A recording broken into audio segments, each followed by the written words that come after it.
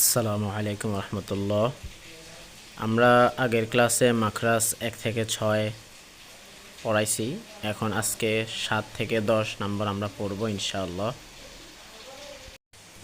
7 নম্বর মাখরাজ, জিহ্বার গোড়ার কিনারা উপরের দাঁতের মাড়ির সঙ্গে লাগাইয়া। শব্দটি হচ্ছে দদ। আমরা এটা একটু মোটা 7 নম্বর মাখরাজ, আমরা একটু দেখব দদ দদ, ঠিক আছে।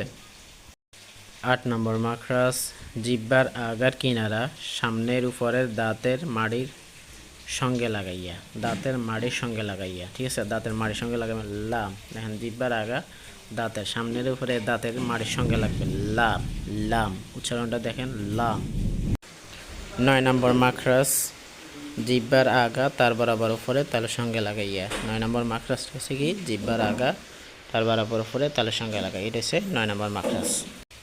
তাহলে উচ্চারণটা কি হলো নুন নুন, ঠিক আছে। 10 নম্বর মাখরাজ, জিহ্বার আগার ফিট তার বরাবর উপরে তালুর সঙ্গে লাগাইয়া। জিহ্বার আগার ফিট তার বরাবর উপরে তালুর সঙ্গে লাগাইয়া, উচ্চারণটা কি র র, ঠিক আছে। এটা একটু মোটা র। ইনশাল্লাহ পরের ক্লাসে আমরা আর 7টা দিয়ে দিব আপনাদের জন্য। আপনারা অবশ্যই ভালোভাবে প্র্যাকটিস করবেন।